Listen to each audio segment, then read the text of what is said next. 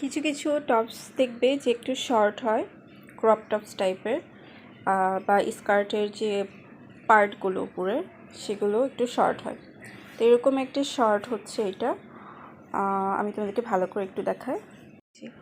তো এইটা আমি স্কার্টের উপরের পার্ট হিসেবে পরতাম। তো আমি এটা এখন দেখলাম যে অনেক বেশি শর্ট হয়ে যায়, আর এটা কিন্তু ব্লাউজ হিসেবেও খুব ভালোভাবে পরা যাবে।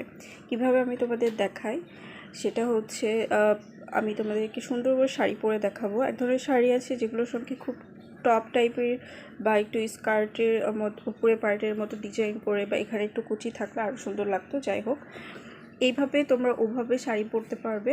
তোমাদেরকে আজকে ওভাবে দেখাবো যে কিভাবে তোমরা এই ধরনের ক্রপ টপের সাথে শাড়ি পরবে একটু অন্যভাবে, যেটা তোমাদের লুকটাকে আরও সুন্দর করবে আর দেখতেও ভালো লাগবে। আর পহেলা বৈশাখ তো চলে গেছে, তো সামনে যেহেতু তেমন কোনো ডে নেই, কিন্তু তারপরও আমাদের কিন্তু ম্যাক্সিমাম ওকেশনে আমরা রেডটা পরি।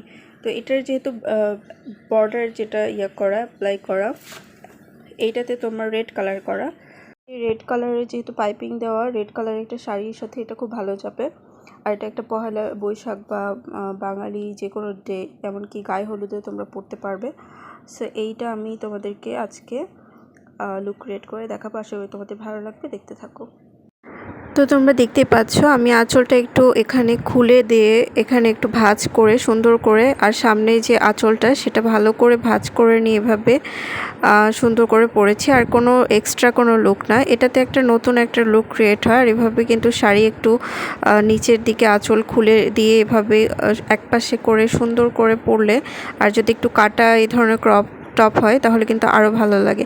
অনেক সময় আমরা ব্লাউজ কিন্তু কি করি, ভুলে আর রেখে আসি কোথাও যাওয়ার সময় বা কোনো কারণে, তখন আমরা ইমার্জেন্সি কিন্তু এভাবে শাড়ি পরতে পারি। যাই হোক বন্ধুরা, অনেকেই বলো যে আপু আপনার চুল এত বড়, আমাদের চুল এভাবে বড় করব কিভাবে, কি পদ্ধতিতে।